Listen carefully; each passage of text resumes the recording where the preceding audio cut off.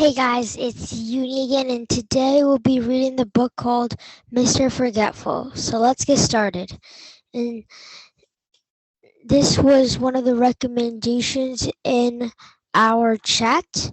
So if you want me to read one of your recommendations, don't forget to subscribe, like, and comment down below what your recommendation is. So let's get started. Mr. Forgetful. It was one of those beautiful summer mornings that everybody likes to see. In Forget-Me-Not Cottage, the owner was fast asleep. Mr. Forgetful.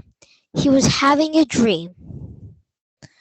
Then the sun streaming through the windows woke up Mr. Forgetful. Oh, he yawned and stretched his arms and tried to remember what he had been dreaming about. But of course he couldn't, because Mr. Forgetful can't remember anything.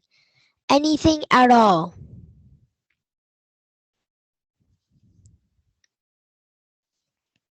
Ever. Mr. Forgetful got out of bed and went to wash his face, but he'd forgotten where the bathroom was in his house. Do you know what he did? He walked into the wardrobe. Silly me, he giggled to himself. Eventually, of course, Mr. Forgetful found his bathroom and washed his face. He even remembered to clean his teeth. Then he went downstairs to make himself some breakfast. He toasted some bread, but of course he forgot about it and it was burnt. He boiled himself an egg, but of course he forgot about it and it was hard boiled. Mr. Forgetful has burnt toast and hard boiled eggs for breakfast every day. It was such a lovely day, Mr. Forgetful decided to walk down to the village to buy a stamp for a letter he'd written 3 weeks ago but had forgotten to post. Off he set. Did he remember to shut the door of Forget-Me-Not Cottage behind him? Of course he didn't. Good morning, Mr. Forgetful, said Mrs. Purcell in the village post office. What can I do for you this fine morning? I'd like, I've forgotten, he said. A stamp? Suggested Mrs. Purcell, looking at the letter Mr. Forgetful was carrying. Yes, a stamp. That was it. I was trying to remember not to forget, said Mr. Forgetful. Mrs. Purcell smiled. She was used to Mr. Forgetful. Mr. Forgetful had some more shopping to do, but could he remember what it was he was supposed to remember not to forget to shop for?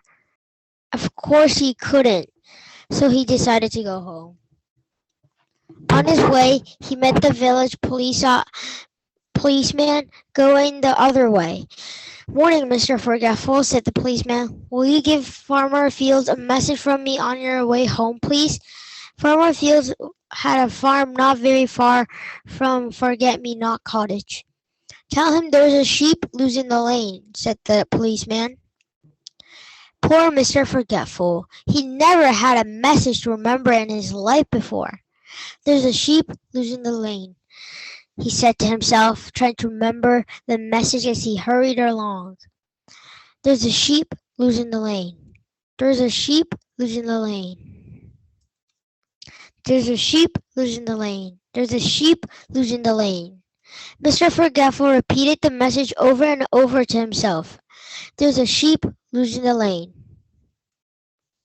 Eventually, he arrived at the farm and found Farmer Fields. Mr. Fields, he said, there's a goose asleep in the rain. Farmer Fields couldn't believe his ears.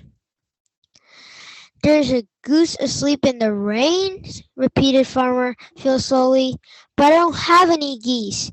And anyway, it isn't raining. Are you sure that was a message? For poor Mr. Forgetful.